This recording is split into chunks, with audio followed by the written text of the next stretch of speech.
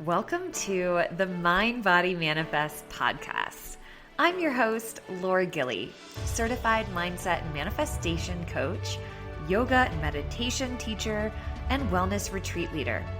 This podcast is your go-to space for all things spirituality, subconscious reprogramming, manifestation, personal development, and entrepreneurship. I'm here to help ambitious women and female leaders like you step into your fullest potential so you can impact the world with your unique gifts and create the life of your wildest dreams. Each week, we'll dive deep into soulful conversations, actionable strategies, tools, and mindset shifts that will help you up-level your reality and create success from the inside out. So if you're ready to elevate your mind, heal within, and manifest unstoppable success, you're in the right place. Let's go.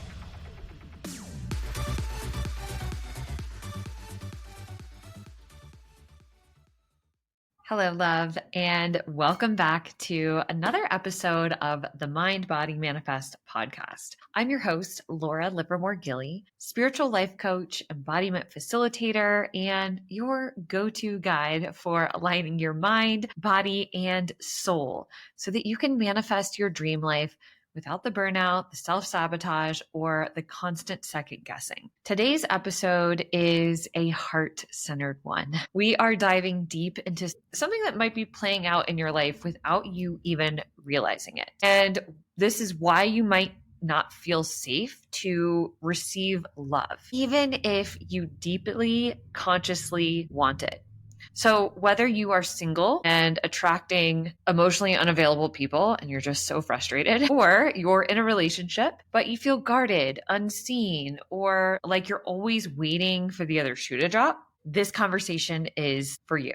Now, let's start with some truth. You are not broken. You are not too much or too complicated. And you are definitely not bad at love. You are wired for connection and you're meant to be seen, loved, and cherished. But sometimes our system, our beautiful, wise, protective nervous system just doesn't feel safe receiving the very thing that we want most. So if you have been listening to this podcast for a while, you know that we are talking a lot about the nervous system right now and how it affects what we manifest. And this week, or this month, I should say, inside of the Mbodied membership, our theme is called Rooted and Rich. So we are discussing how to regulate your root chakra to feel safe having the things that you're calling into your life.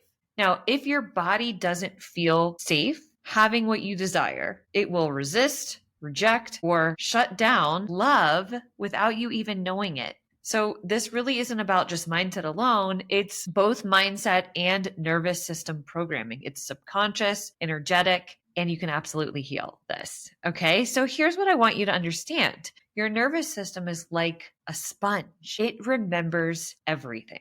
Every heartbreak, every betrayal, every confusing or conditional version of love that you experienced as a child, it holds on to all of that. Your body does. So if love was chaotic or inconsistent or unsafe or something you had to earn, then love got coded as a threat in your body, not a reward. So let's get specific because I want you to really see yourself in this if this is you. Now, I have seen all of these scenarios play out with people that I know, including myself, with clients, friends, and family members. And once you see the pattern, you can't unsee it. It's like there's no going back. It becomes so blatant to you that you have to make a change. Okay. So tune in. Let me know if any of these resonate with you. Maybe you grew up with a parent who was emotionally distant. They loved you, but they didn't know how to show that love to you in a way that you understood. So you would do anything to try and get their attention, but you ended up getting dismissed or they ignored you and you ended up just feeling rejected. Or maybe they never kept their promises to you and that felt like you weren't worthy of their time. So that wires into your body that love equals rejection. So now, how this might play out in your life now, maybe in relationships, you avoid rejection by leaving the relationship before they can leave you. And maybe you even convince yourself that they're just not the one over something silly. You like validate it to yourself. Or this might show up in a way where you're attracting emotionally unavailable partners who just can't love you in the way that you desire to be loved, because that's what's familiar to your nervous system based on your past. Here's another one. Maybe a parent or a caregiver only gave affection to you when you succeeded or you were behaving perfectly. So you were rewarded. Last week, we talked a lot about the good girl wound. And that's what this is. So if your body learned that love equals performance, you feel like you have to earn it. So now this might show up in your relationships where you give, and then it feels like you don't get that reciprocated, or you don't feel appreciated for how much you pour into the relationship. It's like whatever you do is not enough. Or perhaps growing up, you were the emotional caretaker, like always soothing the adults around you because they never learned how to regulate their emotions in a healthy way. And this left you with never having space for your own needs because you're constantly attending to theirs to feel connected to them. And now in your relationships, love feels like exhaustion. This might now look like you have a lack of boundaries, you're constantly people pleasing, or you morph into whoever you think they want you to be to gain their love and affection, whoever you're in relationship with. You end up abandoning parts of yourself and feeling resentful or depleted in your relationships. Maybe in the past, this doesn't even have to happen in childhood. It could have created patterns from, just early adulthood, even into your 20s. Maybe your first big relationship ended in betrayal.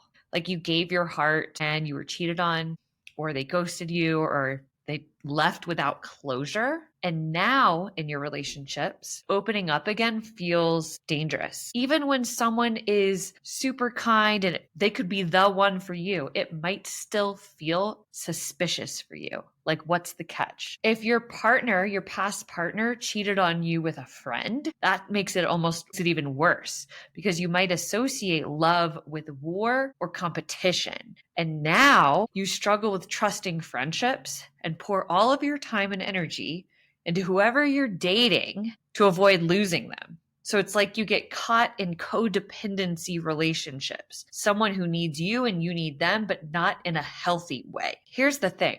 If you're struggling in relationships, it's either that your nervous system is repelling love as a protection mechanism to not get hurt again, or you're repeating unconscious patterns from your past that aren't serving you because it's familiar. You will continue to recreate whatever is familiar to you, even if it's not what you want. The universe doesn't give you what you want. It gives you what you subconsciously believe. The universe doesn't give you what you want. It gives you what you subconsciously believe. There's a quote by Carl Jung that says, "Until you make the unconscious conscious, it will direct your life and you will call it fate." Meaning that if you don't become aware of the subconscious beliefs, those beliefs will dictate your thoughts, your actions, and what you attract into your life. And you will feel like you have no control over what happens in your life. You will feel like a victim to your reality, wondering why bad, quote unquote, bad things are happening to you. And your unwanted situation, I want you to just hear me out. Your unwanted situation is not happening to you. It's happening for you, to show you where you are still carrying old wounds, outdated beliefs, and subconscious fears that are ready to be transcended. Believing that you have no control over what happens in your life is the biggest lie you could ever believe in, because your reality is not set in stone.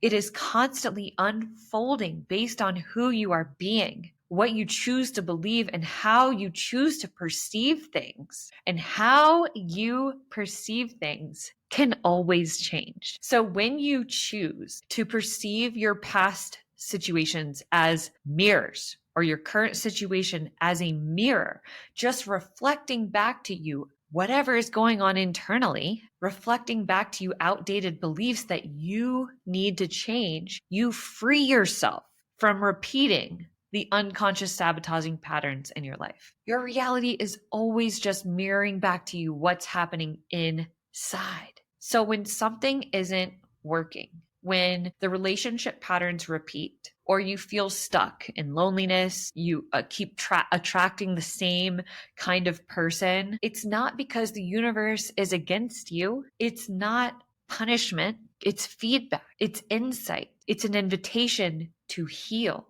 to look closer at what the beliefs are that are creating that situation. And the good news is that you can rewire them. You can rewire new beliefs into your subconscious mind and allow your body to feel safe in love. This is where the healing work becomes empowerment. Start to ask yourself deeper questions. What is this pattern trying to show me? What limiting belief is this situation reflecting back to me? What part of me is still trying to feel safe? Whatever happened in the past for you around love, or whatever is currently happening in your life around love, does not have to dictate your future. If you deeply desire to find your soulmate and have the loving relationship of your dreams, start loving yourself on a deeper level. Notice the patterns in your life that aren't serving you and choose to act and believe differently. If you end every relationship before they end it, ask yourself what you need to feel safe and loved and give that to yourself. If you're over giving or people pleasing, start setting healthy boundaries and remind yourself every day that you are already enough, that you don't have to prove or earn love. If someone rejected you or cheated on you or hurt you emotionally in a past relationship, work on forgiveness. Forgiveness is not about letting them off the hook. It's about freeing yourself from the emotional baggage and unhealthy patterns that unconsciously repeat in your life.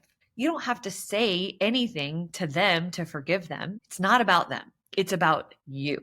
You could write a forgiveness letter and take ownership of the sabotaging behaviors that you created in response to how they've treated you, and make a promise to yourself never to repeat them. And then burn the letter. You don't have to give it to them. Burn it if you want to, signifying that you are releasing this. You are letting this go. You are no longer going to carry that emotional baggage with you into your next relationship. This is some of the deep, deep work, the powerful work that I do with my clients one-on-one and at my retreats. Instead of letting your past experiences of heartbreak, rejection, abandonment, or confusion dictate who you are or who you attract, look at those parts of you with love, with curiosity, with compassion. Ask yourself, how would the version of me who has the love that I desire, who feels safe, soft, worthy, magnetic, chosen, how would she show up in relationships? What would she allow? What would she believe about men, about love, about what she's worthy of? What would she expect in relationships? How would she expect to be treated? Start showing up as that woman now, the woman that loves herself deeply. And that love will be reflected back to you. Your body doesn't know the difference. I say this a lot. Your body doesn't know the difference between imagination and reality. So when you feel into your future with conviction, your nervous system starts to rewire. It starts to say, this is safe.